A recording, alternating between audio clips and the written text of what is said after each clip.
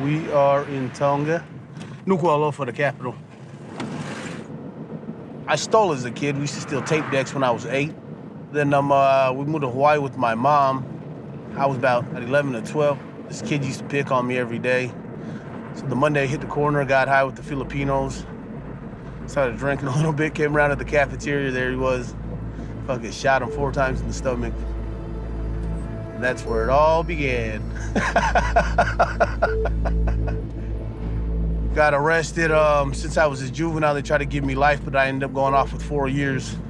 By that time, they were telling me I was getting deported. I was like, okay, yeah, only Mexicans get deported. They're like, yeah, no, you get deported too. I was like, huh? I had people tell me they're scared of me and they don't even know who I am. And I'm like, why are you scared? They said, because you're a deportee. I'd say half of my life I regret just the dumb shit I was doing. That was my understanding as a kid. I get beat by my dad, I'm gonna come and dish it out on somebody else, you know? Because my dad was God, at least to me. He was God, and since I couldn't fight God, I'd fight everybody else.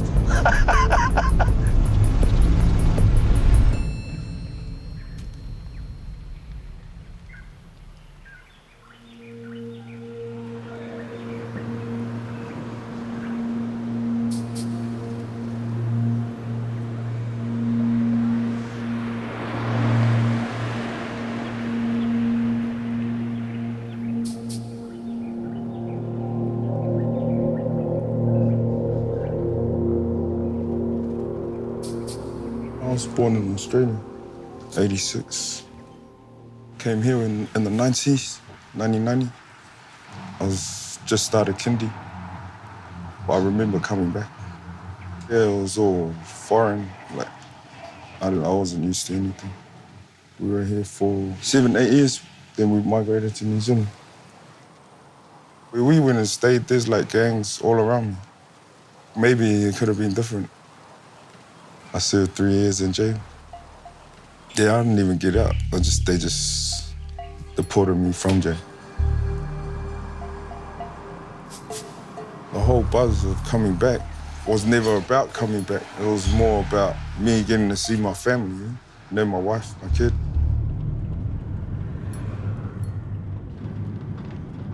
I came with the police, so I had an escort.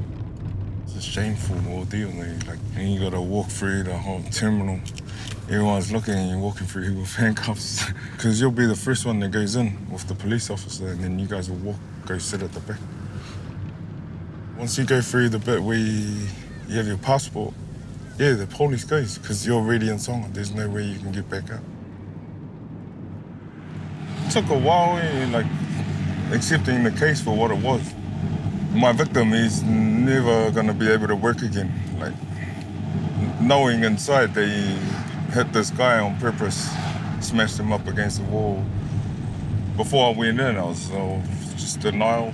Like, it's surprisingly, being honest, like sometimes it's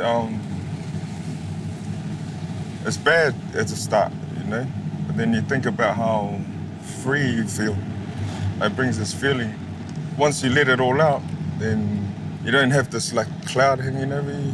I don't want to like make excuses for what I did, you know. It is what it is. I did it, yeah. I accept it, you know. But at the same time, I feel like I did my punishment. I've been here 6 years and I still feel like home is back home, like a Kiwi.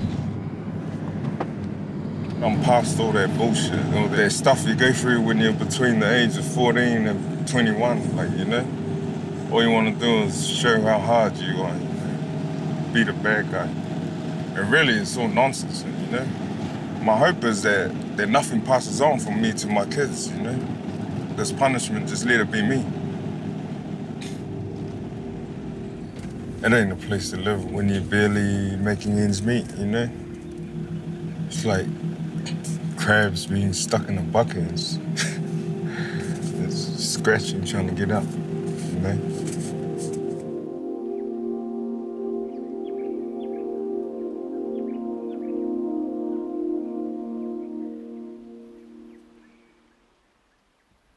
Everything here is edible. In Tonga, it's real funny because you can take a stick, you can chop a stick off anything, and you can stick it in the ground, and it'll grow. It'll grow. 16 acres is a lot of land. I'm fortunate that my father left us this. When I first came home here, I didn't have no money. I didn't have nothing. I had that little passport piece of paper. So I didn't even have no bus fare. So I walked all the way from the airport to town to see my mom. She was still alive at the time. So basically that was the only thing on my mind was to see my mom, because my dad passed away while I was incarcerated. Usually I have a machete, but I didn't bring my machete because I didn't want to carry it down here on Sunday. You know, you come down with your machete and your... Matter of fact, if I rode my bike back and my neighbors, they look at me, they frown on me. Like, I grew up in America, so Sunday is just another day. I didn't realize how different I was till I got deported. I thought I was just your typical Tongan growing up overseas, but I left when I was 4, so I didn't know a lot about my Tongan culture, just what my parents taught me. So when I got to America, we moved to Los Angeles, which is really the worst place to start a family. It was a hard transition because all the bad things you can do in the city, I did that.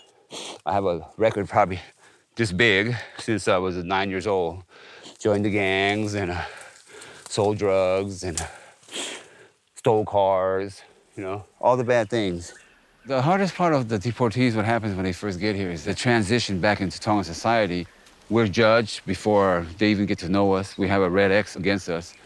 Nobody wants to hire us for work because they think we're gonna steal something, do something bad. You don't have the things you have in America, the necessities, the vehicles, the money, the good clothes, the nice apartment and stuff like that.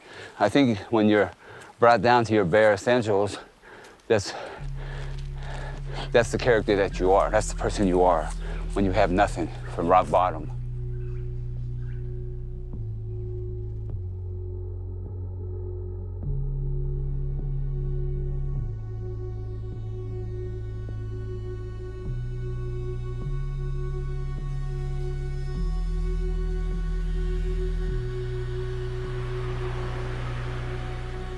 I'm Ngaue Prescott, and I'm a motherfucking gangster.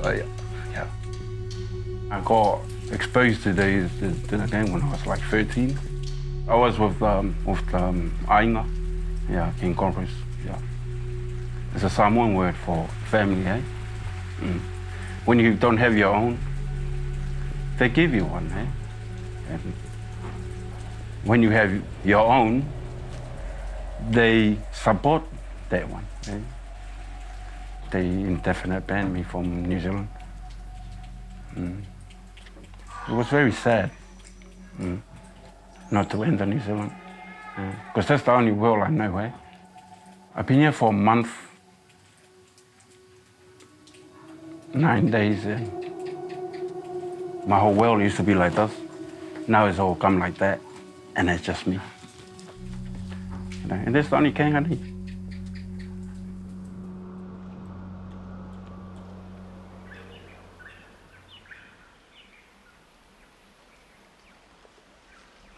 Just reflections, just about life in generally, like things I fucked up in, and you know, I can just kind of zone out on that. Think about my family, my kids, my siblings, friends that passed away. Yeah. Things I can't change, you know.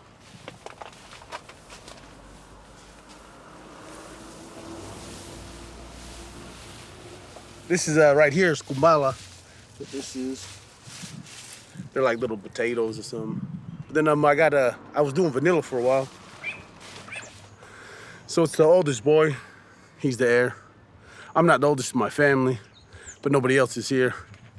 So therefore, I'm the boss, unless my older brother decides to come, which he probably won't. He'll probably end up getting killed in Mexico. I told him to come back here. He didn't want to.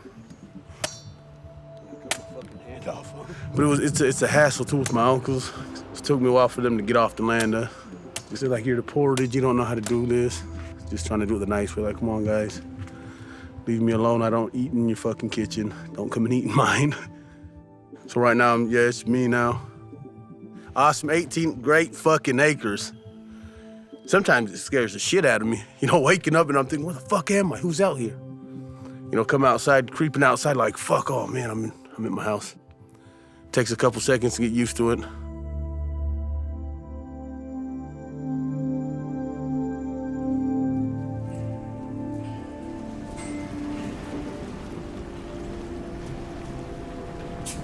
I was quite lucky to have that job, because when we get sent back to Tonga, we don't have a job and they're ready for us, eh?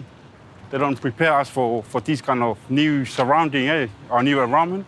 Because as you can see, the Tongan people are very proud people, eh? And you can stick out like a sore thumb when you're one of the Deportees, eh? You gotta start your life all over again, yeah? It's pretty hard, man, straight up. Make me want to go back doing drugs again. I used to do organized crime, man. I went to jail for guns and violence, eh?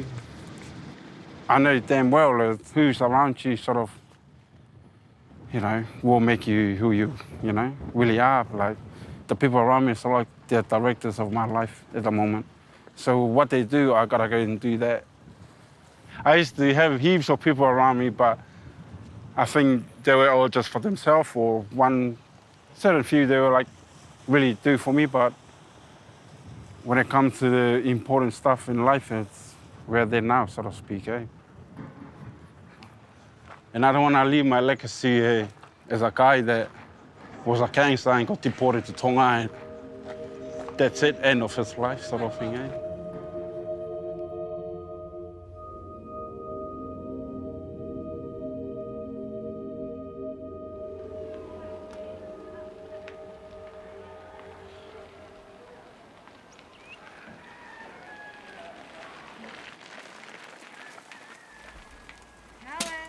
Hey.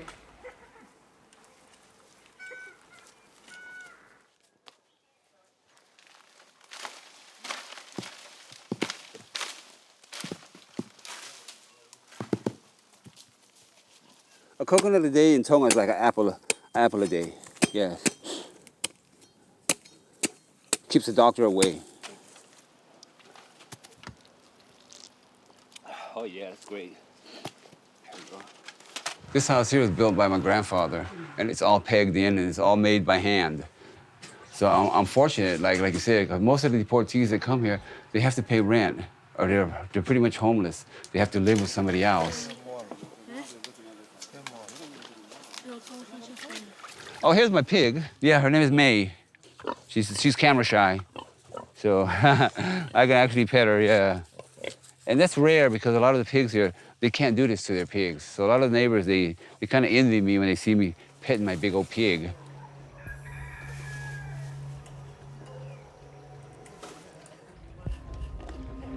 I didn't never think I was gonna live to be 30. And then I got incarcerated at 29. So pretty much that stopped that thought, that I had in my head. And it enabled me to be 44 and get deported to Tonga. It's rough, but one thing good about prison that if you get out alive, it gives you a different perspective in life. You really learn to appreciate it and don't take things for granted. Never take things for granted, yeah. Many more deportees are getting deported this year, next year, the worst of the worst. Because Donald Trump is trying to get rid of them, And those are the guys that I feel like that when they get here, they should have something that they can get involved in real quick. If not, they're going to become their own selves again and end up back in prison or making Tonga worse. Meth is a big problem here in Tonga now. Tonga's been a land that drugs been coming through since the 70s. It's nothing new. It's easy for a lot of deportees to get involved in that too, because when the deportees first get here, they don't think there's so many drugs like that in Tonga. They think the only thing here is marijuana. And they're surprised when they get here. They have all the other drugs they can have in the States, they have it here in Tonga.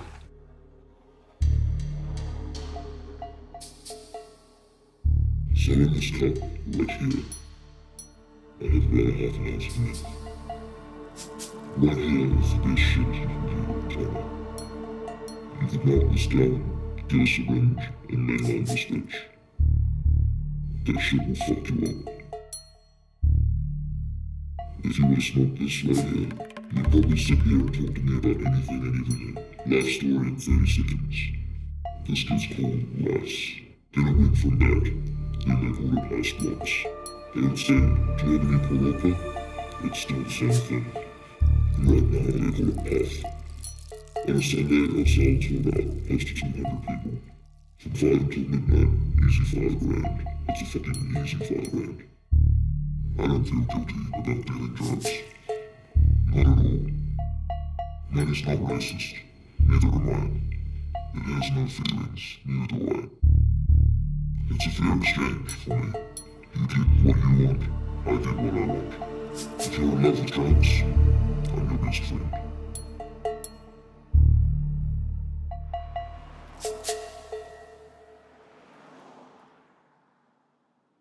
You know, I'm the first commissioner of the Tonga prisons. Previously, they called the superintendent of prisons. There are a lot of deportees while I was working in the prisons. Some from the States, also New Zealand, and also Australia. When he came over straight away, no hope, you know, they'd serve, no families, you know, how do we survive? You know, the Tongan people is far different from the people coming overseas. How did they conduct the doing crimes? For example, the doing of robbery. They use guns and so forth, you know. It's very rarely before. It's really rarely before here in Tonga. But now, every week that we had news, there's a robbery. And I think that's what they learned from the deportees. The system used by the foreign countries of how they deport should be amended. They have to inform us properly so that help us in looking after that guy, you know. I think that they don't concern much about he's a human being. He's a human being. It's simply like a rubbish, you know, dumping everywhere, you know. Dumping to Tonga, dumping to Samoa, and dumping to Fiji. And I think that the rules and the regulations should be amended.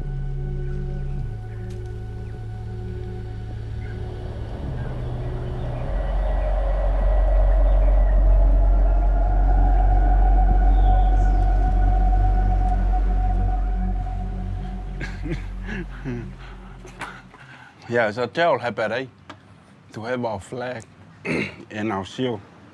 One thing about deportation, it has a lot of effect on you, eh? But I think if you look at it in a positive way, it does unwrap a new path for you. Yeah, just all my photos and that from jail, portrait, and all my guns. And getting a bit emotional because it's a big part of my life. I guess I gotta just fold it up and press on this journey. Life is moving forward, eh? It's a feeling that I had when I first got my driving license and my ID, because I never had ID, you know, ever. You know, I was just running wild. I used to love it, you know, be the bad guy. But now I wanna be a good guy.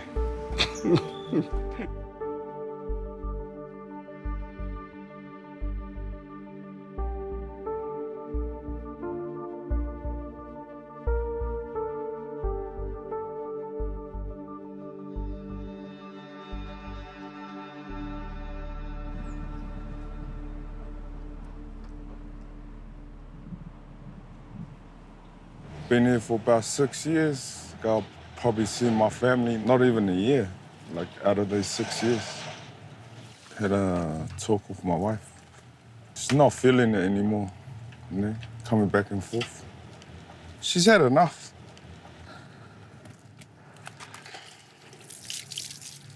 There's no promising, like, saying that I'll go back. And she don't want to live here. So I mean, we ain't gonna keep trying if it's not gonna work. It's gonna be hard trying to explain, like, especially my oldest son, eh? Yeah, he knows the full story. I don't lie to him. Like, I tell him what happened. I did a crime, I did something bad. I went to jail, served my time, but this is what the New Zealand government wants. They want me back here. And he doesn't get it. I say, nah. When you grow up, you understand that there's laws. And you abide by them or it goes into other people's hands. My options are wide open if I go back, you know? Not limited like over here. I want to be a social worker. When I was in jail, I done this little course, right? It was like a drug treatment unit course. They asked me to stay back in the course and be a mentor. I ended up staying there throughout the rest of my term being in jail. The first thing they tell you is just to tell the truth. Like, if you lie about anything, it'll show. And the course won't work if you lie. Like, if you just tell the truth, everything will just work out. People see me, they think they're just what I want. I don't know. My youngest son is almost 4. Yeah, it's real hard, you know? I hate that I can't be with him. You don't know that feeling until you have kids.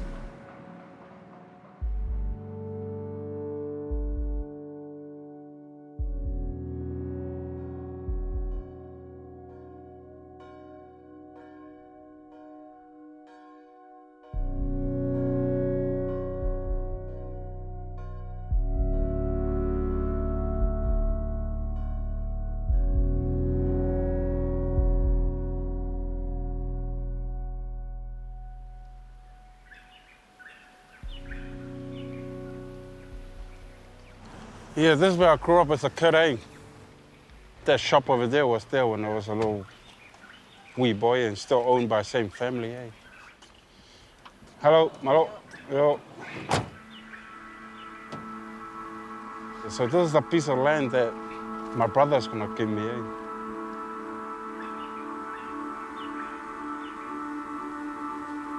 I don't feel like a gangster here. It's mom and dad grew up here, so. When I come here, I sort of dream, you know. I see like 3 bedrooms plus upstairs. Yeah. So a little bit of work to do, but I think it's like 3 to 5 years plan. Yeah. I think my patch and they're all hanging at the road. When I come here, I'm like, me. But this is home, eh? Yeah, you know, in my feet. Grounded, eh? This is where I'll be. Yeah, que te porte todos, eh? Yeah, que te porte todos. This is me now, man.